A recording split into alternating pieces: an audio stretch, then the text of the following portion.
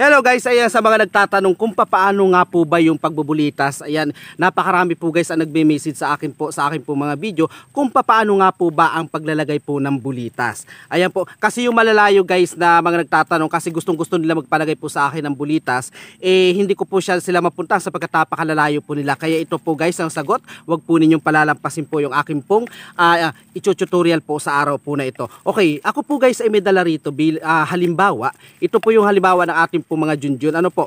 Ayan. And then, yung magputol po kayo ng toothbrush. Halimbawa, ito na po yung kabuuan ng toothbrush. Ang magpipili lang po kayo ng toothbrush, yung parang pinakampabilog niya.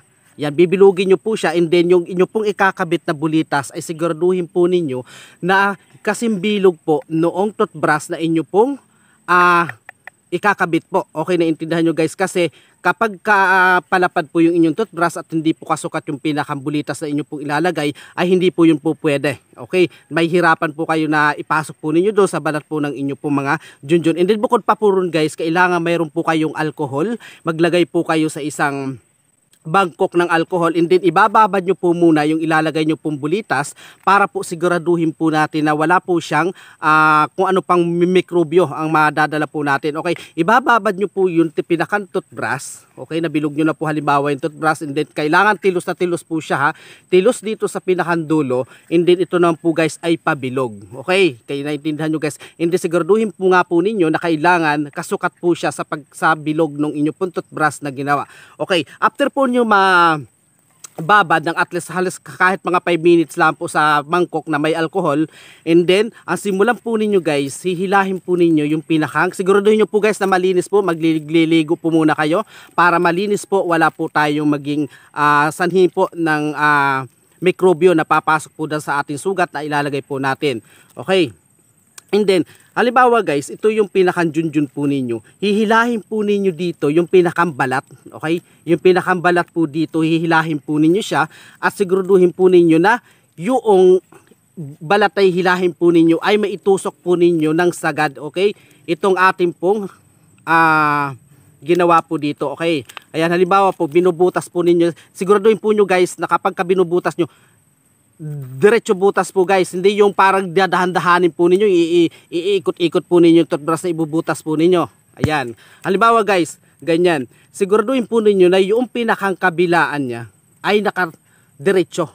Ayan, diretso po yung pinaglalagyan po ng bulitas. And then wag nyo po muna siyang bubunutin. Kailangan po hawak nyo na po yung inyo pong bulitas na ilalagay. Kasi kapag binunot po ninyo kaagad ito, medyo ito po ay mamamaga at hindi nyo na po may ipasok agad yung inyo pong bulitas na ilalagay. Sapagkat segundo lang po ay magkakaroon na po ito ng medyo laman at may hirapan nyo na pong ipasok. Kaya kailangan siguraduhin po ninyo na yung bulitas ay madadampot nyo po kaagad kapag inyo pong binunot ito. Okay, ganyan po. Ayan, pagkabunot po ninyo, okay, ano ba yun? Pagkabunot po ninyo, saka nyo po siya ipasok agad-agad. Okay, ganyan po yung magiging style niya sa balat po ninyo. Sabi ko nga guys, kailangan yung pagbutas po ninyo is medyo lapad po siya para maipasok po ninyo yung pinakang-julin hanggang dito po sa kabila.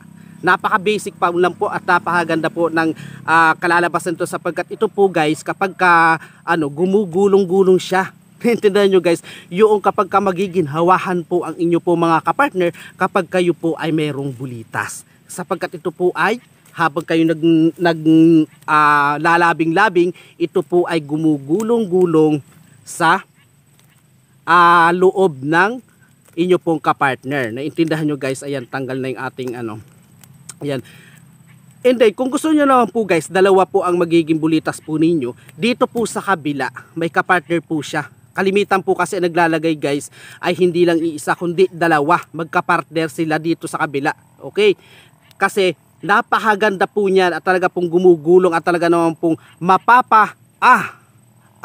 ang inyo pong mga kapartner kapag kayo po ay naglabing-labing. Ayan, sana po ay may natutuhan po kayo ngayong araw po na ito.